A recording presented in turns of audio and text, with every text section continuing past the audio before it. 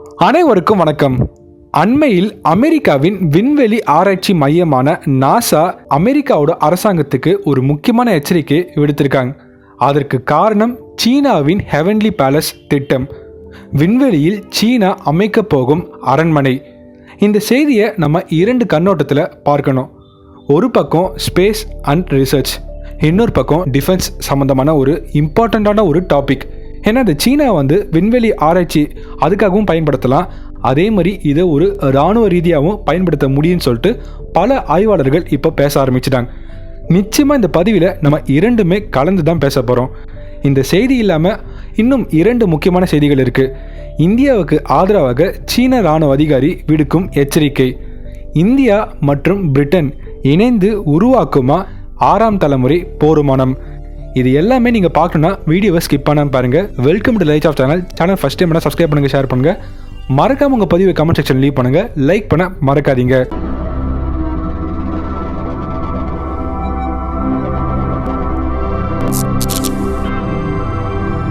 இன்றைய தேதியிலிருந்து 50லேருந்து 60 வருடங்கள் பின்னோக்கி போனால் ஒரு முக்கியமான விஷயத்தை பார்க்க முடியும். அமெரிக்கா மற்றும் ரஷ்யா ஒரு போட்டி மனப்பான்மையோட செயல்பட்ட காலம் அது. அந்த டைமை நம்ம என்ன சொல்லி அழைப்போம்னா கோல்டு வார் இல்லாட்டி பனிப்போர்னு கூட அழைக்கலாம். ஆக்சுவலாக அந்த பனிப்போர் மூலமாக தான் இரண்டு நாடுகளும் இராணுவத்தில் மற்றும் அந்த விண்வெளி துறையில் ஒரு மிகப்பெரிய வளர்ச்சியை பார்த்த ஒரு டைம் அது. முக்கியமாக விண்வெளி துறையில் இரண்டு நாடுகளும் தன்னிச்சையே செயல்படும் போது ஒரு பின்னடைவு தான் பார்த்தாங்க. ஆனால் இப்போ அமெரிக்கா மற்றும் ரஷ்யா இணைந்து பணி செய்ய ஆரம்பித்தாங்களோ அப்போ மனிதர்கள் அந்த விண்வெளியில் ஒரு மிகப்பெரிய சாதனையெல்லாம் பண்ண ஆரம்பித்தாங்க. இது வரைக்கும் மனிதன் பார்க்காத பல விஷயத்த இணைந்து நம்ம ஒற்றுமையாக பணி செய்யும் போது பல விஷயத்த அங்கே பண்ணாங்க, பல விஷயத்த விண்வெளியில் பார்க்க ஆரம்பித்தாங்க. 1969 அமெரிக்கா வெற்றிகரமாக ஒரு ப்ராஜெக்டை ஒன்று பண்ணி முடித்தாங்க. அதாவது நிலாவுக்கு மனிதர்களை எடுத்து சென்று அங்கே தர இறங்க வச்சாங்க. இன்னைக்கு இருக்கும் அவங்க தர இறங்கினாங்களா இல்லையா, அது முழுக்க முழுக்க அமெரிக்கன்ஸால் உருவாக்கப்பட்ட ஒரு போலியான விஷயம் சொல்லிட்டு பல மனிதர்கள் பலவிதமான ஆதாரத்தோடு பேசுகிறாங்க. ஆனால் பல விஞ்ஞானிகள் இன்னைக்கு இருக்கும் அதை டிஃபெண்ட் பண்ணி தான் இருக்காங்க. அது இன்றைய தேதி வரைக்கும் ஒரு டிபேட்டபிள் ஒரு டாபிக் தான். ஆக்சுவலாக அந்த டைமில் அதெல்லாம் எதுவும் பேசலை. அந்த டைமில் அமெரிக்கன்ஸ் அதை பண்ணி முடிக்கும் போது உலகத்தில் இருக்க அனைத்து கண்ட்ரிஸும் அதை வியந்து பார்த்தாங்க. அமெரிக்கன்ஸை எல்லாருமே கொஞ்சம் ப்ரைஸ் பண்ண ஆரம்பித்தாங்க. ஸோ 1970ஸ்க்கு பிறகு அமெரிக்கா மற்றும் ரஷ்யா அந்த இரண்டு நாடுகள் மத்தியில் ஒரு சில ஒற்றுமைகள் ஏற்பட ஆரம்பிச்சுது. பாலிடிக்ஸும் சரி, அந்த விண்வெளி துறையிலும் சரி, இரண்டு நாடுகளும் கொஞ்சம் சமரசமாக பேச ஆரம்பித்தாங்க. ஒரு வழியாக 1975 அமெரிக்காவும் ரஷ்யாவும் இணைந்து ஒரு ப்ராஜெக்டை செய்யலான்னு சொல்லிட்டு முடிவு பண்ணாங்க. அந்த விண்வெளியில் ஒரு ஸ்பேஸ் ஸ்டேஷனுக்கான ஒரு ப்ராஜெக்ட், அதுதான் அப்போலோ மற்றும் சோயூஸ். அதாவது அப்போலோ அமெரிக்கன்ஸோட ராக்கெட்டு, சோயூஸ் ரஷ்யன்ஸோட ஒரு முக்கியமான ராக்கெட். கரெக்டாக ஒரு நாள் ஒன்று சூஸ் பண்ணாங்க. அந்த தினத்தில் இரு நாடுகளும் ஒரே நேரத்தில் அந்த ராக்கெட்டை செலுத்தினாங்க.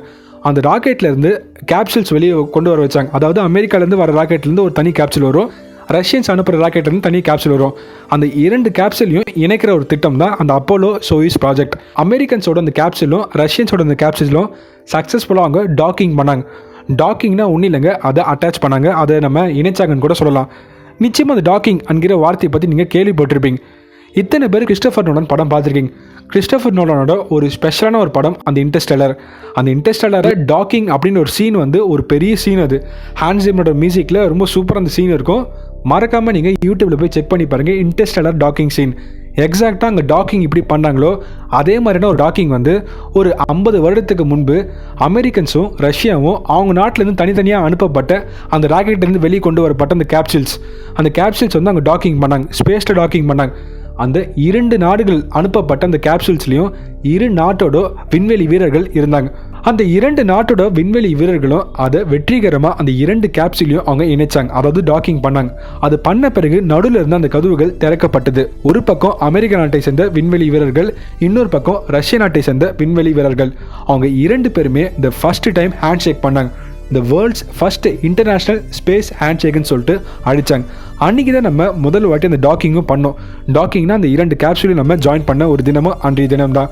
ஸோ அதுக்கப்புறம் என்ன பண்ணாங்கன்னா இரண்டு நாடுகளும் பல விஷயத்தில் அந்த விண்வெளி துறையில் கொஞ்சம் ஒற்றுமையாக கொஞ்சம் பணி செய்ய ஆரம்பித்தாங்க. 1998 அமெரிக்கா ரஷ்யா இல்லாமல் இன்னும் பல நாடுகள் ஒரு முக்கியமான முடிவு ஒன்று எடுத்தாங்க.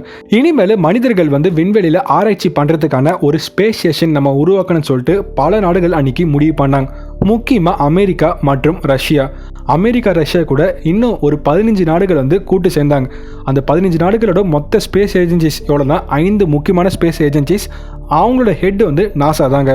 இன்னும் முக்கியமான ஹெட் வந்து ரஷ்யாவோட ராஸ்கமாஸ். அது இல்லாமல் ஜப்பான், கனடா போன்ற பல நாடுகள் வந்து அந்த ஸ்பேஸ் ஸ்டேஷனை வந்து உருவாக்க ஆரம்பித்தாங்க. இப்போ அந்த இமேஜ் தான் நீங்கள் பார்க்குறீங்க. இதுதான் ஐஎஸ்எஸ்ன்னு சொல்லிட்டு அழைப்பாங்க, சர்வதேச விண்வெளி மையம். இந்த சர்வதேச விண்வெளி மையத்தை ஒரே நாளில் ஓவர் நைட்டில் உருவாக்கினாங்கன்னு சொல்லிட்டு கேட்டிங்கன்னா இல்லை. இதை வந்து பல லான்ச்சஸ்க்கு பிறகு தான் பல நாடுகள் வந்து ஒரு கேப்சூலும் அங்கே அட்டாச் பண்ணாங்க, அதாவது டாக்கிங் பண்ணாங்க. அப்படி டாக்கிங் பண்ணி இன்னைக்கு இது ஒரு மிகப்பெரிய ஒரு சர்வதேச விண்வெளி மையமாக இருக்குது. இதுக்கு பின்னால் கிட்டத்தட்ட ஒரு 15 நாடுகள் இருக்குது. ஸோ இந்த விண்வெளி மையத்தை தான் நம்ம 2001 2020 இன்றைய தேதி வரைக்கும் நம்ம ஆக்டிவாக யூஸ் பண்ணுறோம். கிட்டத்தட்ட 100கணக்கான ஆஸ்ட்ரோனட்ஸ் வந்து இந்த விண்வெளி மையத்தில் அவங்க வேலை செஞ்சுட்டு போயிருப்பாங்க, இல்லாட்டி திரும்பி இன்றைக்கி வேலை செஞ்சு தான் இருப்பாங்க. இந்த ஸ்பேஸ் ஸ்டேஷன், இந்த ஐஎஸ்எஸ் வந்து இந்த பூமியை கிட்டத்தட்ட 1,00,000க்கும் மேற்பட்டு சுற்றிருக்குன்னு சொல்கிறாங்க. 1998 அமெரிக்கா மற்றும் ரஷ்யா அது இல்லாமல் இன்னும் 15 நாடுகள் வந்து அந்த சர்வதேச விண்வெளி மையம் ப்ராஜெக்டில் ஒர்க் பண்ணும்போது அந்த டைமில் அவங்க சைனாவை ஆட் பண்ணணும்னு சொல்லிட்டு யாருமே அப்போ நினைக்கவே இல்லைங்க. ஏன்னா சைனா என்கிற நாடு வந்து அப்போ தான் கொஞ்சம் கொஞ்சமாக டெவலப்பிங் ஸ்டேஜில் இருந்தாங்க. பட் 2003 எல்லாருமே திருப்பி பார்க்குற மாதிரி ஒரு விஷயத்தை அவங்க பண்ணாங்க. அதுதான் 2003 அமெரிக்கா ரஷ்யாவுக்கு அடுத்தபடியாக மனிதர்களை அவங்க சைனீஸ் வந்து விண்வெளிக்கு அனுப்புனாங்க, அதாவது பூமியோட ஆர்பிட்டுக்கு அனுப்புனாங்க. ஸோ அந்த மாதிரி விஷயத்தை பண்ண ஒரே ஒரு நாடு சைனா தான். ஃபஸ்ட்டு அமெரிக்கா ரஷ்யா பண்ணாங்க, அவங்களுக்கு அடுத்தபடியாக சைனீஸ் பண்ணதை பார்த்துட்டு பல கண்ட்ரிஸ் வந்து என்ன சொன்னாங்கன்னா, இனிமேல் அந்த சர்வதேச விண்வெளி மையம் அந்த ப்ராஜெக்ட் வந்து நம்ம சைனாவும் ஒரு மெம்பரை ஆட் பண்ணணும்னு சொல்லிட்டு சொன்னாங்க. பட் அமெரிக்கன்ஸ் தொடர்ச்சியாக அதை அவாய்ட் பண்ணி தான் வந்தாங்க. அமெரிக்கன்ஸ் அவாய்ட் பண்ணது மட்டும் இல்லாமல் ஒரு முக்கியமான சட்டத்தை ஒன்று கொண்டு வந்தாங்க. அது பேர் தான் உல்ஃப் அமெண்ட்மெண்ட். அது என்ன சட்டம்னா, சைனாவை நாங்கள் பேன் பண்ணுறோம், அஃபிஷியலாக நாங்கள் பேன் பண்ணுறோம். ஐஎஸ்எஸ் அந்த இன்டர்நேஷ்னல் ஸ்பேஸ் ஸ்டேஷனில் சைனா இன்றைக்குமே ஒரு மெம்பராக இருக்க முடியாது. அதற்கான 2 காரணங்களையும் அமெரிக்கன்ஸ் வந்து சொன்னாங்க. 2007 சைனா ஒரு ஆன்டி சேட்டலைட் வெப்பனை சக்ஸஸ்ஃபுல்லாக சோதனை பண்ணி முடித்தாங்க. நம்மளுக்கு புரிகிற மாதிரி சொல்லணும்னா 2019 இந்தியா வந்து சக்தி மிசைல் அது சோதனை பண்ணாங்களே, அந்த டெஸ்ட்டு சைனா வந்து 2007 அவங்க பண்ணிட்டாங்க. ஸோ சைனா என்கிற அந்த நாட்டில் இருந்தபடியே ஆர்பிட்டில் இருக்க ஒரு செயற்கைக்கோளை தாக்கி அழிக்கிற ஒரு ஏவுகணையை கண்டுபிடிச்சாங்கன்னா நிச்சயமாக ரஷ்யாவுக்கு அடுத்தபடியாக இவங்களும் ஒரு த்ரெட்டாக மாறிடுவாங்களோன்னு சொல்லிட்டு தான் அமெரிக்கன்ஸ் அன்றைக்கி ரொம்ப கன்சர்னாக இருந்தாங்க. பட் இந்த ஒரு காரணம் மட்டும் இல்லைங்க, இன்னொரு முக்கியமான காரணம் 2010 மற்றும் 2011 அமெரிக்காவோட யூஎஸ் டிபார்ட்மெண்ட் ஆஃப் ஜஸ்டிஸ் வந்து சீன நாட்டை சேர்ந்த 2 நபர்களை கைது பண்ணாங்க. எதற்காகனா, நாசாவோட ஜெட் ப்ரொபல்ஷன் சிஸ்டம் அந்த கம்ப்யூட்டர்ஸை மொத்தமாக அவங்க ஹேக் பண்ண ட்ரை பண்ணிருக்காங்க. அதுலேருந்து பல இன்ஃபர்மேஷன் அவங்க கேதர் பண்ணவும் ட்ரை பண்ணிருக்காங்க. இந்த மாதிரிலாம் இன்ஃபர்மேஷன் தகவலாம் அவங்க சேமித்து அவங்க சைனாக்கு தொடர்ச்சியாக அனுப்புகிறாங்கன்னு சொல்லிட்டு அவங்களுக்கு தெரிய வந்திருக்கு. அதன் காரணமாக அந்த 2 நபர்களை அவங்க கைது பண்ணாங்க. அதே வருடத்தில் 2011 இந்த மாதிரி ஒரு பேன் ஒன்று கொண்டு வந்தாங்க. இப்போ உங்களுக்கு புரிஞ்சிருக்கும் ஏன் அமெரிக்கன்ஸ் வந்து பல நாட்களாக சைனாவை அந்த ஐஎஸ்எஸ் என்று அழைக்கப்படும் அந்த சர்வதேச விண்வெளி மையத்தில் ஆட் பண்ணாமல் இருந்தாங்க. பட் எவ்வளோ அமெரிக்கன்ஸ் பண்ணும்போது சைனீஸ் அமைதியாக இருப்பாங்களா? நீ என்னப்பா பண்ணுறது, நான் தனியாகவே எல்லாத்தையும் பண்ணிப்பேன்னு சொல்லிட்டு சைனா என்ன பண்ணாங்கன்னா 2011 டியாங்காங் 1ன்னு சொல்லிட்டு ஒரு ஸ்பேஸ் ஸ்டேஷன் ஒன்று மேலே அனுப்புகிறாங்க. அதுக்கப்புறம் டியாங்கோ 2, டியாங்கோ 3ன்னு சொல்லிட்டு பல முக்கியமான லான்ச்சஸ் வந்து சைனீஸ் வந்து பண்ண ஆரம்பித்தாங்க. ஆனால் சைனா அனுப்பின அந்த முதல் ஸ்பேஸ் ஸ்டேஷனான டியாங்கோ 1 அதுக்கான கான்ட்ராக்ட் வந்து அவங்க 2016 லூஸ் பண்ணிட்டாங்க. பட் இருந்தாலும் சைனீஸ்க்கு பிரச்சனை இல்லை, அவங்க நிறைய லான்ச்சஸ் பண்ணி அதை மேட்ச் பண்ணுவாங்கன்னு சொல்லிட்டு சைனாவோட நிறைய ஆய்வாளர்கள் இப்போ பேச ஆரம்பிச்சிருக்காங்க. ஆனால் ஜென்ரலாக இப்போ சைனாவோட எக்ஸ்பர்ட்ஸ்லாம் நம்ம பார்க்க வேணாம். இதை பேஸ் பண்ணி இப்போ அமெரிக்கன்ஸோட எக்ஸ்பர்ட்ஸ் நிறைய பேர் என்ன சொல்கிறாங்கன்னா, இது மாதிரி சைனா தொடர்ச்சியாக அந்த ஸ்பேஸ் ஸ்டேஷனுக்கான தேவை வந்து அங்கே லான்ச் பண்ணினே இருந்தாங்கன்னா 2020க்கு முன்னாடியே சைனா அந்த ஸ்பேஸ் ஸ்டேஷனுக்கு உருவாக்குறதுக்கு தேவையான எல்லா விஷயத்தையும் அங்கே பண்ணி முடிச்சிடுவாங்க.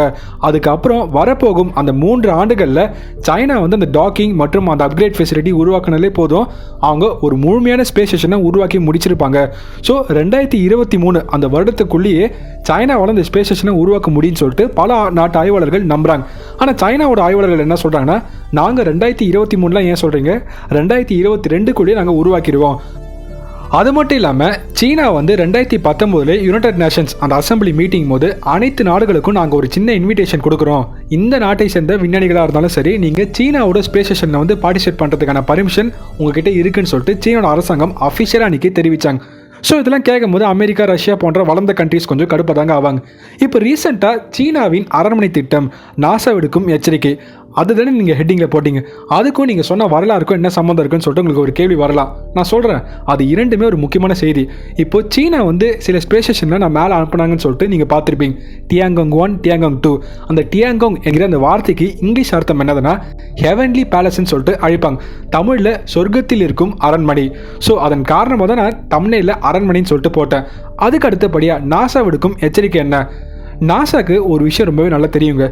அது என்னதுன்னா 2028 மற்றும் 2030 வரப்போகும் 10 ஆண்டுகள் கழித்து இப்போ ரீசெண்டாக ஆக்டிவாக இருக்க அந்த சர்வதேச விண்வெளி மையத்தை நாசாவும் மற்ற நாடுகளும் ஒரே நேரத்தில் அதை டீகமிஷன் பண்ண போகிறாங்க, அதாவது நீக்க போகிறாங்க. எல்லா நாடுகளும் தனித்தனியாக பிரிஞ்சு போகிறதா ஒரு ஒப்புதல் ஒன்று தெரிவிச்சிருக்காங்க. ஸோ அது மாதிரி தனித்தனியாக பிரிஞ்சு போயிட்டாங்கன்னா ஒரு பாயிண்டில் சைனாவோட ஸ்பேஸ் ஸ்டேஷன் கொஞ்சம் பெருசாக இருக்கும். அது மட்டும் இல்லாமல் அவங்க தனிப்பட்ட முறையில் ஸ்பேஸ் ஸ்டேஷன் ஆல்ரெடி உருவாக்கியிருப்பாங்க. ஆக்சுவலாக அப்படி தனிப்பட்ட முறையில் எல்லாருமே நீக்கி போகும்போது ரஷ்யா ஒரு முக்கியமான அறிவிப்பு அறிவிச்சிட்டாங்க. என்னதுன்னா, அப்படி ரஷ்யாவோட கேப்சூல் தனியாக வரும்போது, அந்த சர்வதேச விண்வெளி மையத்திலேருந்து தனியாக வரும்போது ரஷ்யா அதை என்ன பண்ண போகிறோன்னா, அதை நாங்கள் அப்கிரேட் பண்ணி அதில் நாங்கள் ஒரு ஸ்பேஸ் ஸ்டேஷனை உருவாக்க போகிறோம். ஸோ ஒரு பக்கம் ரஷ்யன்ஸ் ஆல்ரெடி அங்கே ஒரு ஸ்பேஸ் ஸ்டேஷன் உருவாக்க போகிறோன்னு சொல்லிட்டு சொல்லிட்டாங்க. ஸோ அது இல்லாமல் சைனா வந்து இப்போ ஸ்பேஸ் ஸ்டேஷனை உருவாக்கின்னு இருக்காங்க. அது 2022-23 சக்ஸஸ்ஃபுல்லாக பண்ணி முடிச்சிருவாங்க. இதெல்லாம் பார்த்துட்டுனா இப்போ நாசா வந்து இப்போ ரீசெண்டாக தான் அண்மையில் ஒரு 2 தினத்திற்கு முன்பு தான் அமெரிக்காவோட காங்கிரஸ் செஷன் மீட்டிங்கில் ஒரு விஷயம் சொன்னாங்க. இங்கே பாருங்கள், அமெரிக்கா வந்து வரப்போகும் அடுத்த ஆண்டுகளில் ஒரு 125 மில்லியன் வந்து இதுக்காக இன்வெஸ்ட்மெண்ட் பண்ணணும். அமெரிக்கன்ஸான நாமளும் ஒரு ஃபியூச்சரிஸ்டிக்கான நிறைய ஸ்பேஸ் ஸ்டேஷனை உருவாக்கணும்னு சொல்லிட்டு சொல்லியிருக்காங்க. அது மட்டும் இல்லாமல் அந்த தனிப்பட்ட முறையில் நம்ம ஸ்பேஸ் ஸ்டேஷன் உருவாக்கினா மட்டும்தான் நம்ம அமெரிக்கன்ஸ் உருவாக்கினா அந்த விண்வெளி படை வீரர்களுக்கு கொஞ்சம் ஹெல்ப்ஃபுல்லாக இருக்கும்னு சொல்லிட்டு சொல்லியிருக்காங்க. ஏன்னா அமெரிக்கன்ஸோட அதிபர் டொனால்ட் ட்ரம்ப் அவர்கள் ரீசெண்டாக தான் ஒரு விண்வெளி படையை ஒன்று உருவாக்கினார். இப்போது அந்த விண்வெளி படைக்கும் இந்த ஸ்பேஸ் ஸ்டேஷனுக்கும் சம்மந்தம் இருக்கான்னு சொல்லிட்டு கேட்குறீங்களா? அதுக்கும் சம்மந்தம் இருக்குங்க. நம்ம லைட்ஸ் ஆஃப் சேனல் எக்ஸாக்டாக 2 to 3 days பிஃபோர் லைட்ஸ் ஆஃபில் ஒரு பதிவு நாங்கள் போட்டிருப்போம். சைனா வந்து யாருக்கும் தெரியாமல் ரொம்ப ரகசியமாக ஒரு ரீயூசபிள் ஸ்பேஸ் ஷட்டில் அவங்க சோதனை பண்ணி முடிச்சிருக்காங்கன்னு சொல்லிட்டு. அந்த ரீயூசபிள் ஸ்பேஸ் ஷட்டில் சைனா சோதனை மட்டும் பண்ணியிருந்தாங்கன்னா, உண்மையாகவே பண்ணியிருந்தாங்கன்னா நிச்சயமாக சைனாக்கு அது ஒரு மிகப்பெரிய அட்வான்டேஜாக மாறி இருக்குன்னு சொல்லிட்டு நான் சொல்லியிருப்பேன். அதற்கான காரணம் என்னென்னா, சைனா 2023 மற்றும் 2022 இந்த மாதிரி ஒரு ஸ்பேஸ் ஸ்டேஷன் உருவாக்கிட்டாங்கன்னா அந்த ஸ்பேஸ் ஸ்டேஷனுக்கு தேவையான அனைத்து கூட்ஸ் சப்ளை தேவைப்பட்டால் ஒரு ஆயுதங்கள் ஆரம்பித்து ஒரு அஸ்ட்ரோனட்ஸு யாரானாலும் நம்ம மேலே எடுத்துன்னு போக முடியும் அந்த ஸ்பேஸ் ஷட்டிலை பயன்படுத்தி. இந்த ஸ்பேஸ் ஷட்டிலை பயன்படுத்தி தான் அந்த ஸ்பேஸ் ஸ்டேஷனுக்கு தேவையான அனைத்து கூட்ஸும் சப்ளை பண்ண முடியும். ஸோ உங்களுக்கு இப்போ புரிஞ்சிருக்கும், ஒரு பக்கம் சைனா அந்த ஸ்பேஸ் ஸ்டேஷனை உருவாக்குற ப்ராஜெக்டில் ஈடுபட்டுன்னு இருக்காங்க, இன்னொரு பக்கம் சீக்கிரட்டாக இந்த ஸ்பேஸ் ஷட்டில் டெஸ்ட் பண்ணுறாங்க. அந்த சீக்கிரட்டாக டெஸ்ட் பண்ண காரணம் என்னென்னா, மற்ற நாடுகளுக்கு இப்போதைக்கு தெரிய வேணாம். அப்படி தெரிய வந்துச்சுன்னா ஏதாவது ஒரு தடை விதிச்சிருவாங்க. அப்படி விதிச்சா நம்மளுக்கு ஒரு மிகப்பெரிய பிரச்சனையாக மாறிடுன்னு சொல்லிட்டு தான் சைனீஸ் வந்து அதை சீக்கிரட்டாக பண்ணியிருக்காங்க. பட் அது அங்கே சீக்கிரட்டாக பண்ணாலும் பல நாடுகள் வந்து பல சேட்டலைட் இமேஜஸை பயன்படுத்தி நாங்கள் பண்ணாங்கன்னு சொல்லிட்டு ரொம்ப ஸ்ட்ராங்காக சொல்கிறாங்க. ஏன்னா இந்த ஸ்பேஸ் ஷட்டில் மட்டும் சைனா கிட்ட இருந்துச்சுன்னா அந்த ஸ்பேஸ் ஷட்டில் மற்றும் இந்த ஸ்பேஸ் ஸ்டேஷன் அது பயன்படுத்தினா அவங்க கீழே பூமியில் இருந்தபடியே அந்த ஸ்பேஸ் ஸ்டேஷன் தேவையான அனைத்து ஆயுதங்கள் மற்றும் ஆஸ்ட்ரோனட்ஸ் மற்றும் பிஎல் ஆர்மி கூட அவங்க சப்ளை பண்ண முடியும். இதெல்லாம் பேஸ் பண்ணி தான் ட்ரம்ப் அவர்கள் வந்து 2019-20 அந்த ஆண்டுகளில் என்ன பண்ணார்னா, விண்வெளிக்குன்னு சொல்லிட்டு அமெரிக்காவை தனி படையை ஒன்று உருவாக்கணும்னு சொல்லிட்டு சொன்னார். ஒரு பக்கம் அவர் அது மாதிரி சொல்கிறாரு, இன்னொரு பக்கம் இப்போ அண்மையில் நாசா வந்து ஒரு எச்சரிக்கை ஒன்று எடுத்திருக்காங்க.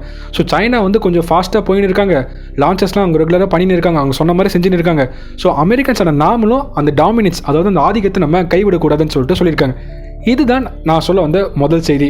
இது இத்தனை பேருக்கு புரிஞ்சுதுன்னு சொல்லிட்டு தெரியல. புரிஞ்சவங்க மறக்காமல் கமெண்ட் செக்ஷன் லீவ் பண்ணுங்கள்.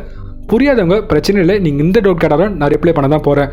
இரண்டாவது செய்தி, இந்தியாவுக்கு ஆதரவாக சீனாவின் அதிகாரி ஒரு இன்டெரக்டான ஒரு ஸ்டேட்மெண்ட் ஒன்று சொல்லியிருக்காரு. அது இன்டெரக்ட் கூட சொல்ல முடியாதுங்க, டேரெக்டாக சொல்லிட்டாரு. சீனாவோட முன்னாள் ராணுவ அதிகாரியான லூட்டினன்ட் ஜெனரலான வாங் ஹாங்குங் அவர் என்ன சொல்லியிருக்காருன்னா, இந்தியன்ஸ் வந்து வெறும் ஒரு 50,000 படை வீரர்கள் வந்து அந்த லைன் ஆஃப் ஆக்சுவல் கண்ட்ரோலில் டிப்ளாய் பண்ணாலே போதும், அதை பயன்படுத்தி இந்தியன்ஸால் சமாளிக்க முடியும்னு சொல்லிட்டு டேரெக்டாக சொல்லிட்டார். ஆனால் இந்தியன்ஸ் வந்து 50,000 பேர் தான் நிற்க வச்சிருக்காங்கன்னு சொல்லிட்டு கேட்டிங்கன்னா இல்லை, இந்தியன்ஸ் வந்து 1,00,000க்கும் மேற்பட்ட வீரர்களை அந்த லடாக் பகுதியில் நிற்க வச்சிருக்காங்க. ஸோ சைனா வந்து இந்த நேரம் ஆனாலும் இந்தியாவால் தாக்கப்படலாம்னு சொல்லிட்டு சொல்லியிருக்காரு. ஸோ சைனீஸோட ராணுவ படை எல்லாருமே கொஞ்சம் உஷாராக இருங்க, ஏன்னா இந்தியன்ஸ் கிட்ட நீங்கள் ஒரு சர்ப்ரைஸ் அட்டாக்கை எதிர்பார்க்கலாம்னு சொல்லிட்டு ஒரு பக்கம் முன்னாள் ராணுவ அதிகாரியான லூட்டினன்ட் ஜெனரல் அது மாதிரி சொல்ல, இன்னொரு பக்கம் சைனாவோட ஒரு முக்கியமான மிலிட்ரி கமெண்டேட்டர்னு சொல்லிட்டு சொல்லுவாங்க. அவர் என்ன சொல்லியிருக்காருன்னா, அவர் பேர் வந்து சாங் ஜோஹங் என்ன சொன்னார்னா, இந்தியன்ஸ் கிட்ட நீங்கள் எப்பவுமே பிரச்சனையை ஈடுபடாதீங்க, ஏன்னா லைன் ஆஃப் ஆக்சுவல் கண்ட்ரோல் என்ற அந்த கோடு வந்து இந்தியாவுக்கும் சீனாவுக்கும் இருக்க எல்லை மட்டும் தான். பட் இந்தியன்ஸ் வந்து பல ஆண்டுகளாக அந்த அக்சேசின் என்கிற அந்த பகுதி முழுக்கவே இந்தியாவுக்கு சொந்தமான பகுதின்னு சொல்லிட்டு அவங்க நம்புகிறாங்க. ஸோ நம்ம இந்தியாவோட அந்த விஷயத்தை கொஞ்சம் சென்சிட்டிவாக தான் ஹேண்டில் பண்ணணும்.